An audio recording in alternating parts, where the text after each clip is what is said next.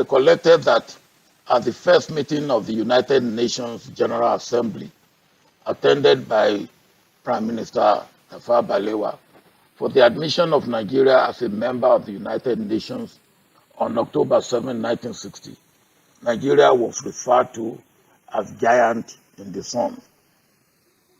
As at that time, the expectation of Africa and the rest of the world was for Nigeria to be a giant in the world. But over the past 63 years, we have not lived up to expectation. We have disappointed ourselves. We have disappointed Africa. We have disappointed the black race. And we have disappointed the world. What Segun has tried to identify, itemize, and recommend in this book is the way forward. But the beginning of charting a new course for ourselves is to admit our failure, because we have not always put the round peg in the round hole.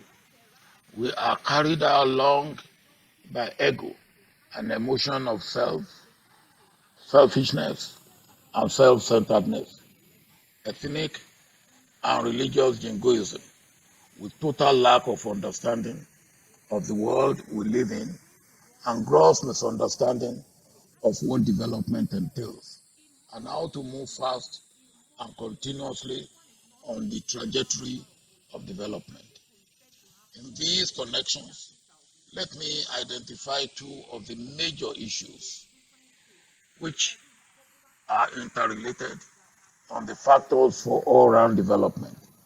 These are peace and security, which we cannot achieve without justice, equity, and inclusive society.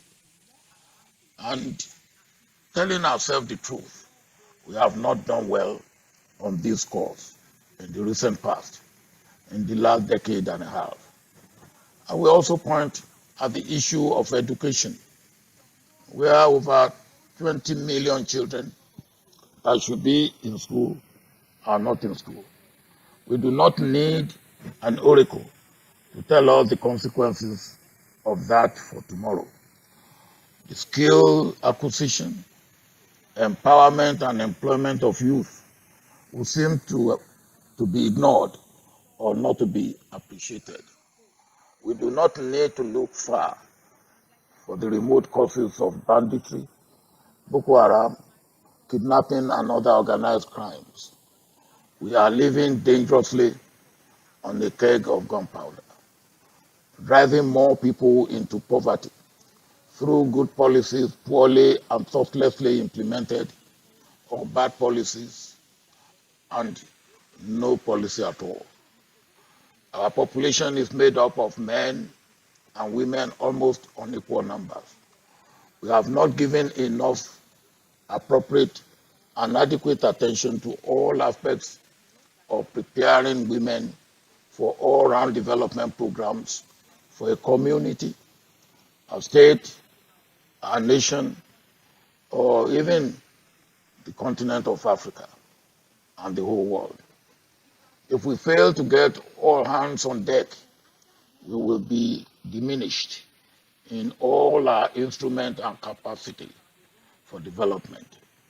Women have an important role to play on the development agenda. The other point, other than the title of the book, where I will again, in a small way, disagree with Segun in his book, is on the issue of leadership.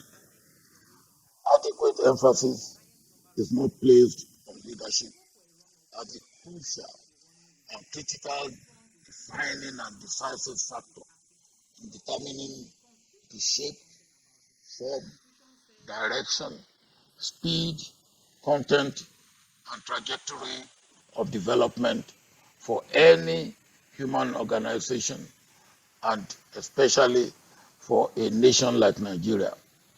If you ask most of our leaders why they want to be in the position they are craving for, you will weep for your nation over their level of emptiness as far as development issues are concerned.